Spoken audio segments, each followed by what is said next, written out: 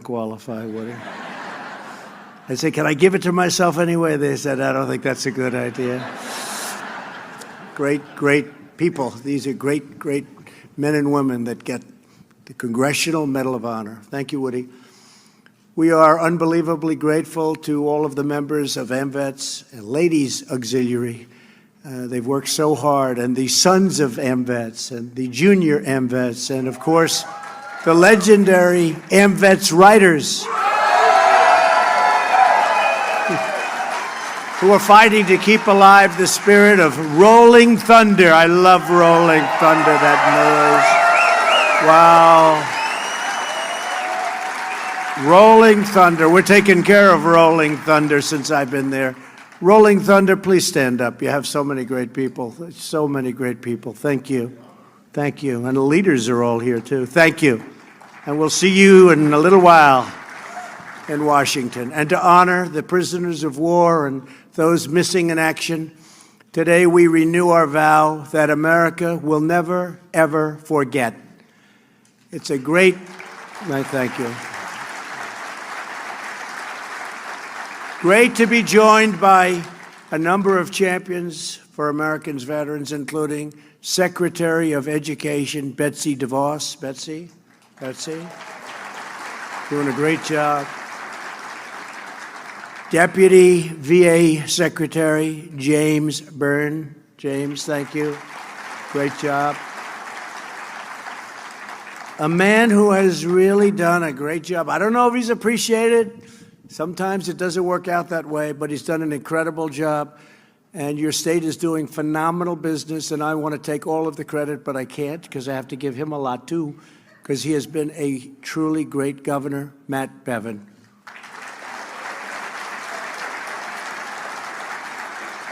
Thank you, Matt. And you know, Kentucky has record numbers right now. It's the best year they've ever had in just about every category. So it's really an incredible thing. And a man who I just watched on television, he's so good. You can do television for me anytime you want. Congressman Thomas Massie. Where's Thomas? Good job. Thomas, say hello to our friends. Say hello to our friends back in Washington. That was a good job. Just watched you. I cannot come to Kentucky without also praising the exceptional work of Senator Mitch McConnell. I have to tell you, this guy is a true fighter for our veterans and for Kentucky. He's worked tirelessly to enact massive tax cuts, record defense spending, and crucial VA reform that I was just talking about. And I have to think yet, of all the things with respect to Mitch is he's a good person, but his leadership in the Senate, we've confirmed, think of this, almost 150 federal judges to uphold our nation's beloved Constitution and the foundation of American freedom. And Mitch and I have worked very hard. We're up to 150. Within about 2 months, we'll be at 179 federal judges and 2 Supreme Court judges. And it's your senator, and it's for him, that's a passion like I've never seen before. And there is nothing more important. You know, when I became president, they said the most important thing you can do is judges, and in particular, they said Supreme Court justices. Well, as you know, we've named 2 Supreme Court justices, right? Justice Kavanaugh, Justice Gorsuch. And I want to just congratulate Mitch McConnell, and you have him. You have him, and he's a champion, and he fights hard, and he really is something special, and he loves your state. And I'll be here campaigning for Mitch, and I'll be campaigning for Matt, and we're going to get them both back in. And I just had to say, because Mitch has been somebody very special, and Matt knows that as well. This year, we commemorated the 75th anniversary of D-Day, June 6, 1944, when thousands of American patriots stormed the beaches of Normandy and charged through the fires of hell to ensure the survival of liberty. This year also marks the 75th anniversary of the organization that took care of those victorious veterans when they returned, and every generation of veterans since. Incredible job. Today we celebrate AMVETS for 75 years of love and loyalty and lifelong service to our military personnel, to our veterans, and to their families. Congratulations. Thank you very much. Thank you. AMVETS posts across the nation have become pillars of pride in our community, so true, and shining symbols of the enduring power of the American spirit. Your support of our troops overseas, it welcomes them when they come back home, and you welcome them, and you're there for them in every way, medically, physically, morally. You're with them all the way, and they appreciate it much more than you would even know. You safeguard our values, pass on our traditions, and teach generation after generation to love our country, honor our heroes, and always respect our great American flag.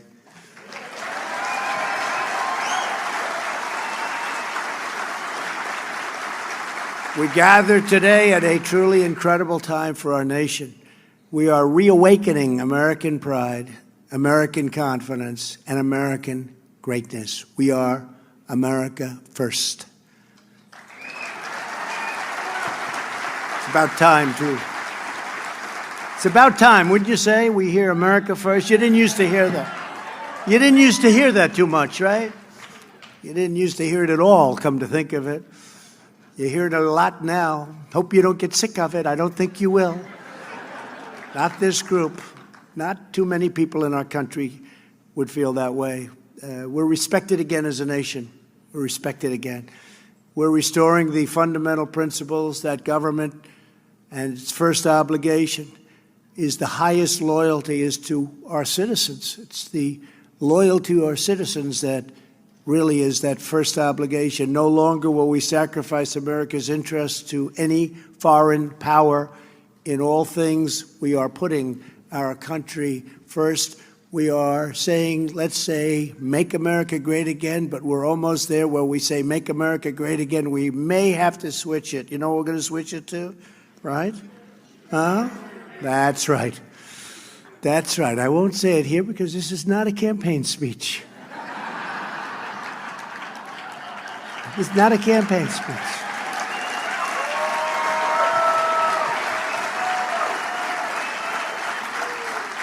So I will not say, keep America great, but we're going to keep America great. We're going to keep America great. That's a lot of press back there. Look at all of them. Wow. That's a lot of cameras going. Look at all those red lights on there. The red lights means you're on. When the lights are off, you can get a little sleepy back here and take it easy. Nowhere is this patriotic allegiance more essential than fulfilling our duty to the American warrior and to the American veteran.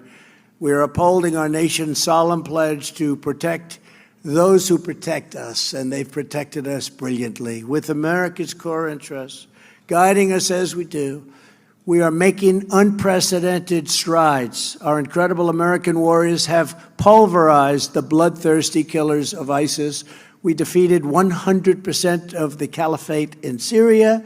We're holding thousands of ISIS fighters right now, prisoners, and we got to give them from where they came.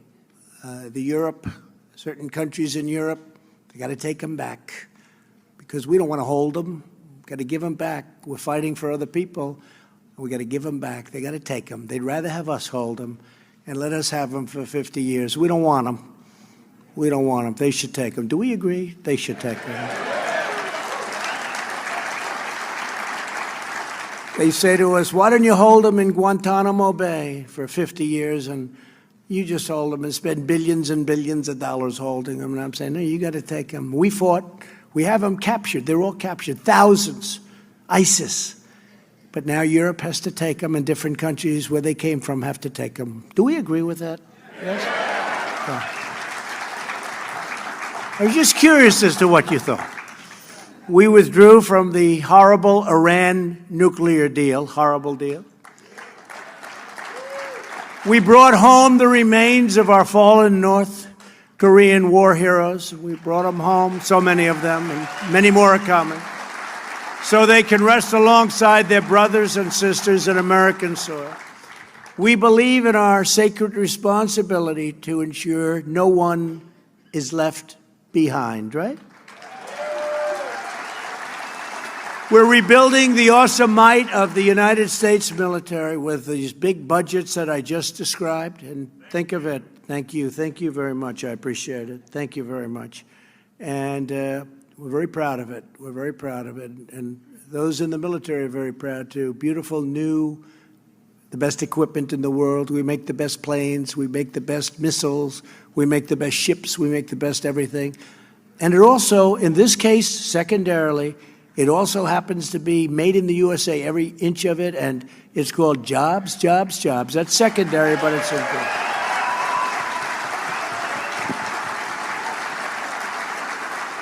And the Army will very soon have 300 powerful new M1 Abrams tanks. The Navy is deploying the most advanced class of aircraft carriers in history. With hundreds of brand new F-35s and F-18s, American airmen will continue to own the skies wherever we fly. We have the greatest Air Force in the world. And we're preparing to dominate the newest warfighting domain by establishing a sixth branch of the armed forces. It's called the Space Force. We need that, the Space Force. And that's moving along through approval, and it's become very, very popular. People see it now more than they did 2.5 years ago. They see it now, and they know how important it is for defense and offense and for everything. We've delivered the largest pay raise in years for every soldier, sailor, airman, Coast Guardsman, and Marine in the United States military, one of the largest increases. Our active duty personnel are the best equipped, best trained, most technologically advanced fighting force in the history of the world. The best equipment in the world, best training in the world. America is a peace-loving nation. We seek friendship, we seek harmony, not conflict and division. But if we are threatened, we will never hesitate to defend our people as they should be defended.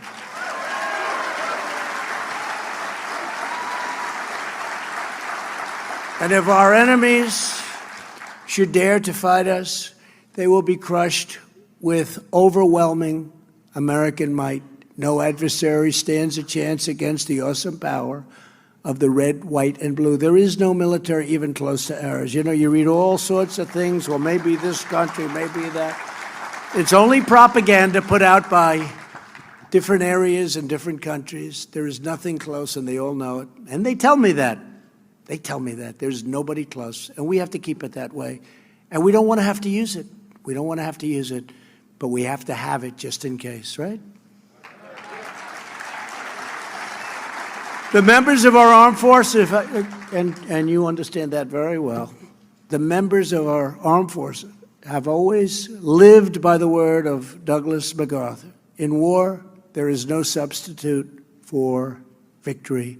We have an armed forces that's unparalleled, and to achieve victory, there is no substitute for the unmatched character and courage of those who proudly wear the nation's uniform.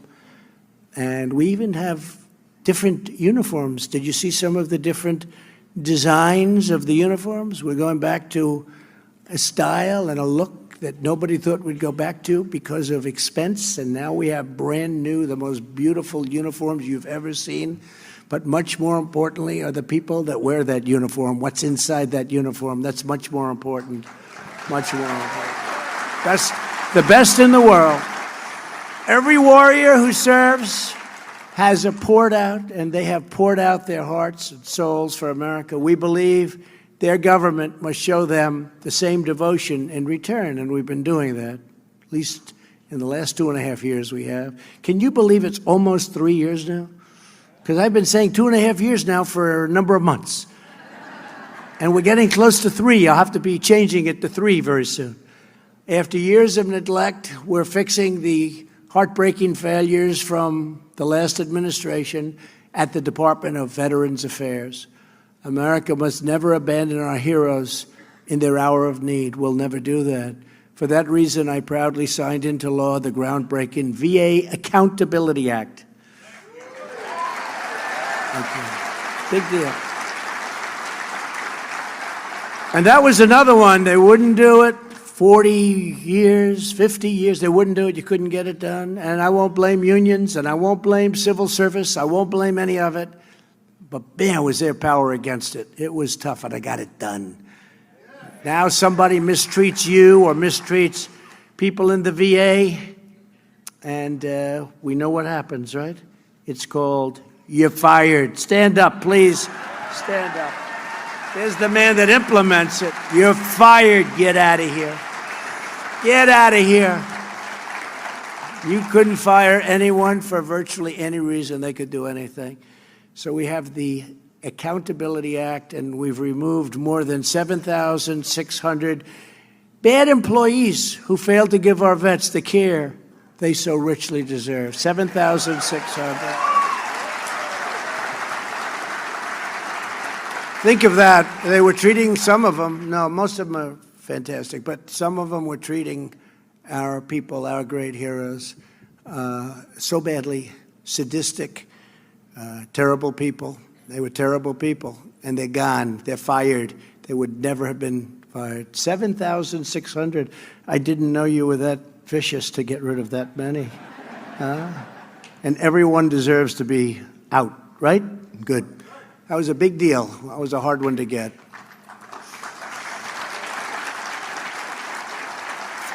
And as I said, and something that I guess I'm most proud of, because, I don't know, accountability was very important.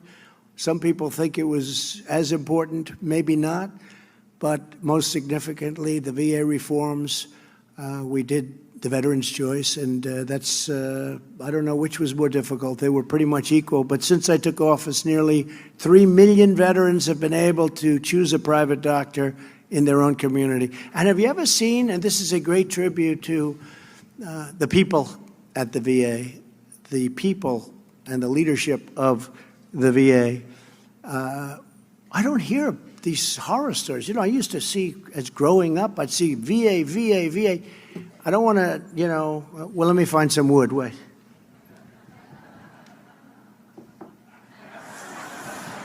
I'm not hearing bad stories. I'm hearing all good stories. But the fake news will go out. They'll find somebody in the system. They'll find somebody. They'll find somebody in this giant medical system, the largest system in the world by far. They're going to find somebody that wasn't treated perfectly. And he'll be on the top of the news tonight. We have breaking news. We've also slashed wait times at the VA by more than 33%. That's a great thing. And the care is better, more importantly. The care is even better. A recent study published in the Journal of American Medical Association found that wait times are now shorter for primary care at the VA than at private sector doctors and hospitals. How about that? Good job. Say hello to our friend. Tell him he's doing a good job. He's done some job. What a job all of you have done.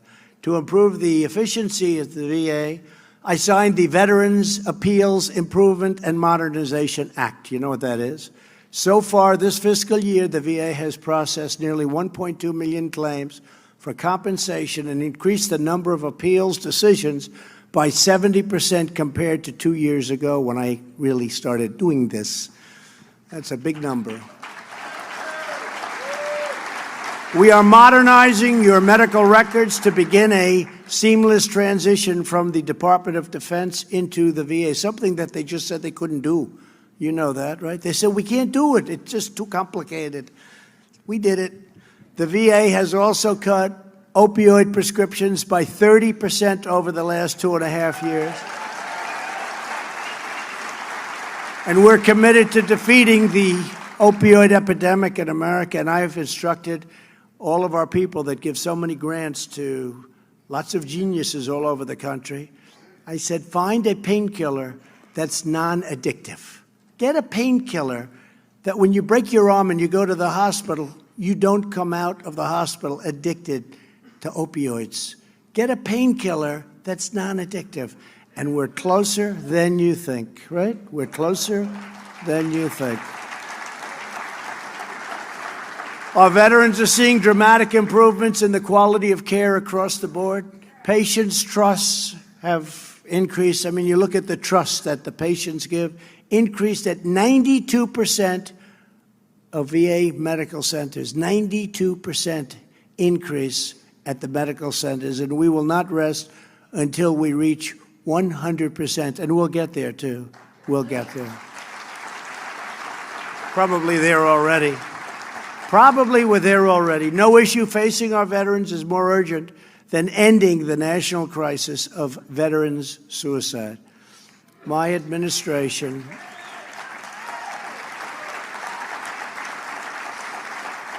is determined to do everything in our power to save the lives of our heroes. And if you think about what's going on, we have a new, I guess you'd call it a drug that came out, Johnson & Johnson, and I know you're dealing very strongly with them. I think they should make a contribution to the United States of America, but they have something that, whatever it may do, it really takes that horrible anxiety, whatever causes somebody to be so desperate to commit suicide.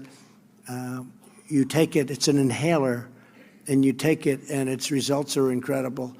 I don't know long term, but it really has an incredible effect on a lot of people. And I've instructed the top officials to go out and get as much of it as you can from Johnson & Johnson. And I think they should they've done so well in this country and they've made so much money. I think they should give it to us for free. God. Give it a shot. Give it a shot. No, but it's incredible, actually. It does something pretty amazing. It's new, and it's had a tremendous, and it's been approved. I guess it's been fully approved, right? It's gone through the process, and it's gone through a long process. It's been fully approved. We think that's going to have a great impact. We've secured a record $8.6 billion for mental health services, and we opened, it's a record, we opened the White House VA hotline to help ensure no claim ever again falls through the cracks. I mean, a lot of claims were having a lot of problems going on for years. We work it out. The VA is now providing same-day emergency mental health care and mental health screenings to every patient that walks through the door. It's incredible, the difference between now and 3 years ago. To end the tragedy of veteran suicide, it will require government and society at all levels working together. We have to work together with a lot of different groups, a lot of people, and a lot of progress is being made, but going to be made. Things are happening. We must strive to build communities that truly serve, support, and protect our veterans from the very first moment they return to civilian life. It's an incredible adjustment. That's exactly what we aim to achieve with the Prevents Initiative. You know what the Prevents Initiative is? A task force created earlier this year to unify the efforts of government, business, and nonprofit groups. We want to build on proven strategies like the AMVETS Heal. You know what AMVETS Heal? You know what it is. You told me about it. Program. An amazing partnership with the VA that has served over 600 families in crisis in just the last year without a single life lost to suicide, not one.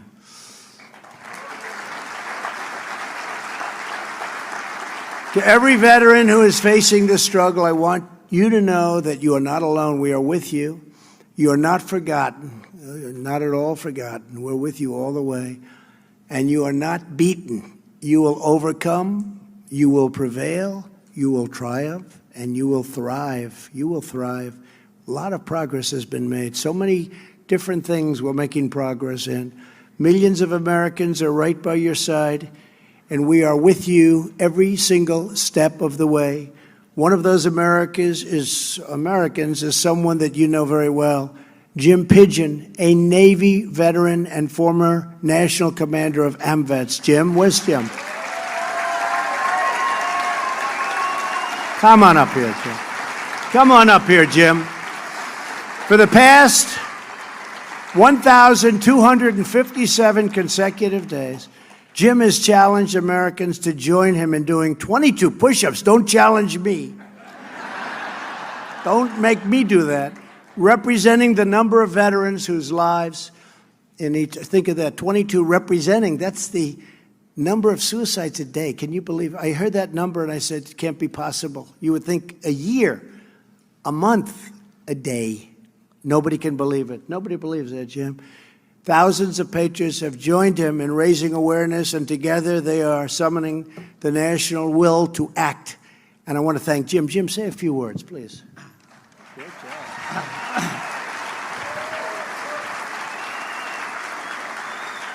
Thank you, Mr. President. It's what an honor to be here.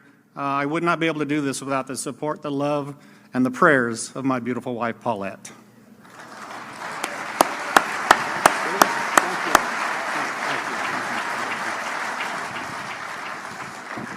Got strong arms. Just tap them. It's like a piece of steel. Thank you, Jim. No one deserves the blessings of freedom more than the heroes who risked their lives to defend it. For this reason, my administration has worked aggressively to boost veterans' employment, and we're setting records. Since my election, we have reduced the number of unemployed veterans by 37%. That's pretty good. Veterans' unemployment has reached the lowest level ever recorded. You ever hear that? That's big. Same thing with African American unemployment. Same thing with Asian unemployment. Same thing with Hispanic unemployment. Same thing with many other groups. It's been amazing. To every employer in America, we say, if you are looking for a worker of unrivaled skill, integrity, and devotion, all you have to do is hire a veteran. That's what's happening, and they're doing it.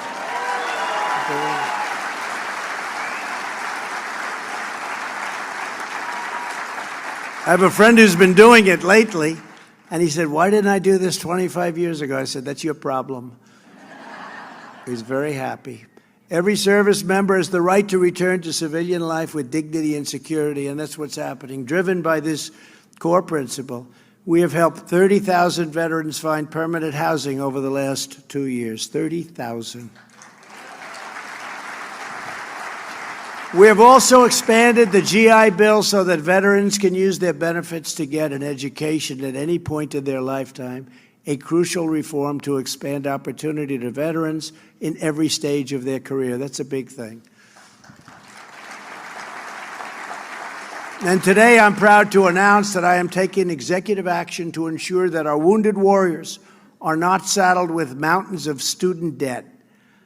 In a few moments, I will sign a memorandum directing the Department of Education to eliminate every penny of federal student loan debt owed by American veterans who are completely and permanently disabled.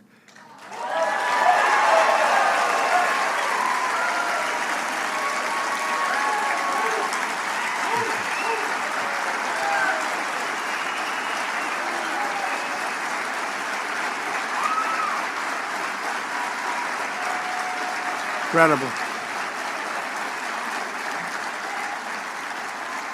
Nobody can complain about that, right? Nobody can complain about that. The debt of these disabled veterans will be entirely erased. It'll be gone.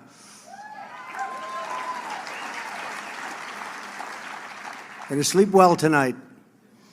Altogether, this action will wipe out an average of $30,000 in debt owed by more than 25,000 eligible veterans who have made immense sacrifices, the ultimate sacrifice in many ways for our nation. They've made a sacrifice that's so great, and they're such incredible people, and they never complain.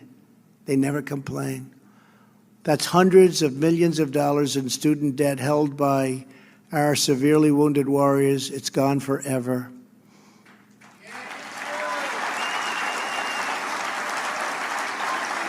I want to thank Secretary DeVos for her leadership in making veterans debt forgiveness a top priority for the Department of Education. Betsy, thank you very much. Stand up, Betsy. Stand up. And there will be no federal income tax on the forgiven debts. So that's really big stuff. It's all passed. It's all passed. All we have to do is sign it, which we're going to do right at that beautiful desk. Okay? All we have to do. Today, I'm also calling upon all 50 states to immediately waive all applicable state taxes as well. The state taxes hopefully will be going away very quickly. Most of the states have already agreed to do that. Joining us today is one of the many American heroes who will benefit from this action, Catherine Castle. Amazingly, Catherine served in 3 different branches of the armed forces, the Army, the Navy, and the Air Force. Wow, you're going to have to tell me which is the best, please. I want to know which is the best.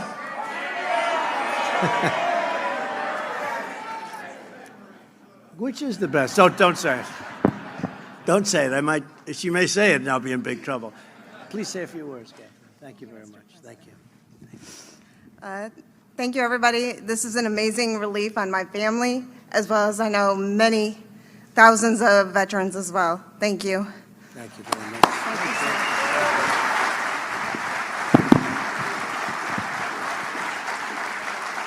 Thank you very much, Catherine. After 2 tours in Iraq, Catherine developed multiple serious health conditions, very, very serious, related to her service, including significant lung problems. Despite these obstacles, Karen is now pursuing a degree at the University of Nevada. Catherine, we are really profoundly grateful for your service and for your immense sacrifice. You've been incredible, and thank you, and it's great to have gotten to know you. And everybody in this room is very proud of you. Thank you very much. Thank you, Catherine. Veterans like Catherine, who have made such enormous sacrifices for our country, should not be asked to pay any more. Rather, it is America who owes our heroes a supreme debt of gratitude. So that's the way we feel. Across oceans, jungles, mountains, and deserts, and battlefields, and enemy camps across the globe, our veterans fought and bled to vanquish our enemies and preserve America's birthright of freedom. Our country, our liberty, our families, our homes, our safety, our very lives, everything that matters and everyone who we hold dear are sacred and just sacred to us and secured by the grace of God and the immortal courage of those who serve. The story of the American veteran, and I call them the American warrior because that's what they are, they're great warriors, is the story of the American nation. You have written our history, shaped our identity, forged our destiny, marched us to glory, and always planted the righteous flag of American victory.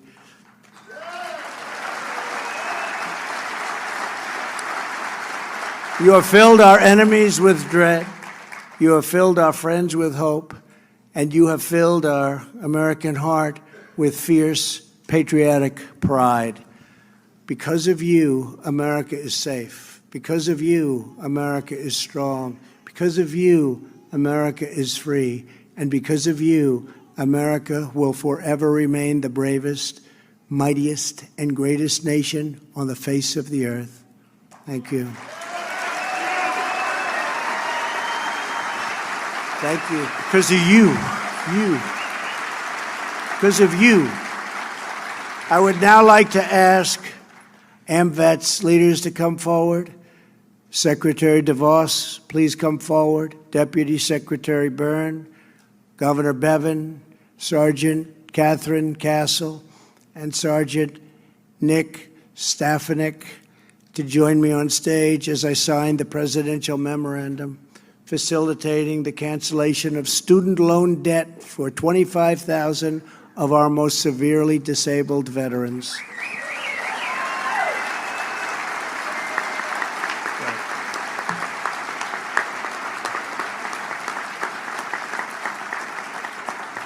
And with today's order, we express the everlasting love and loyalty of a truly grateful nation.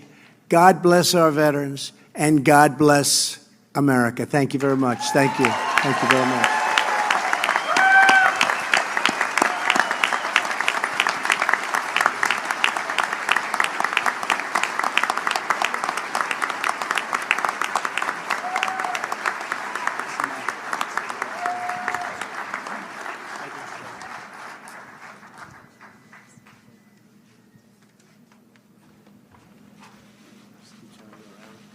do it?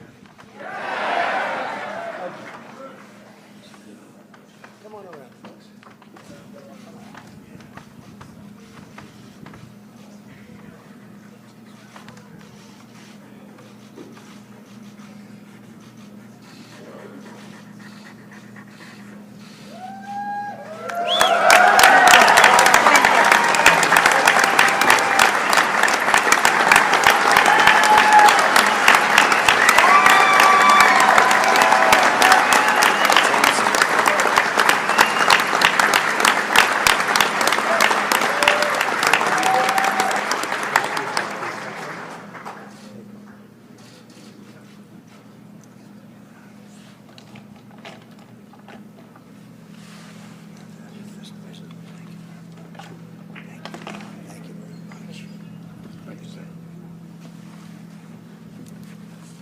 Thank you very much. Thank you very much, everybody.